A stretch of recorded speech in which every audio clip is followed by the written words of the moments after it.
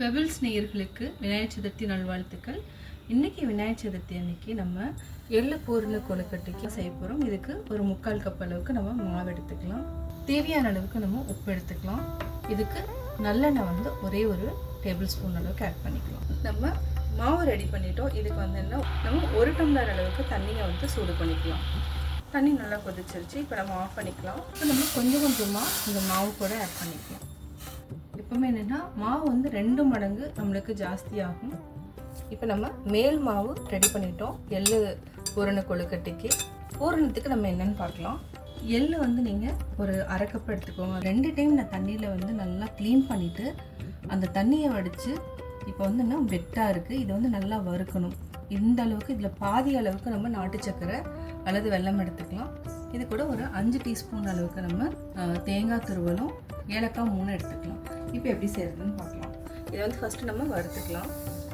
சிம்மில் வச்சுட்டு வறுத்துக்கோங்க. ஹை ஃப்ளேமில் வைக்க வேண்டாம், தீய விடக்கூடாது. நம்ம 30 செகண்ட் வறுத்துட்டோம். இப்போ ஆஃப் பண்ணிவிட்டு லைட்டாக நம்ம மிக்சியில் அடிச்சுட்டு வந்துடலாம். இப்போ நாட்டு சர்க்கரையை ஆட் பண்ணிக்கலாம். அதே பேனில் தண்ணி லைட்டாக ஊற்றிக்கலாம். எண்ணெய் கரைஞ்சா போதும். இது கூட நம்ம தேங்காயும் ஏலக்காயும் ஆட் பண்ணிக்கலாம். தேங்காயை நல்லா வதக்கிட்டோம். அடுத்தது எள் அப்படியே நம்ம சேர்த்துக்கலாம். நம்ம எள்ளு பூரணம் ரெடி பண்ணிட்டோம். இப்போ நம்ம கொழுக்கட்டை செய்ய ஆரம்பிச்சிடலாம். எல்லாத்தையுமே சின்ன சின்ன உருண்டைகளாக பிடிச்சிக்கலாம். அதுக்கப்புறம் பூரணம் வச்சுக்கலாம். நம்ம மோலில் லைட்டாக கீ தடவிக்கலாம். ஏன்னா அப்போ தான் ஒட்டாமல் வரும்.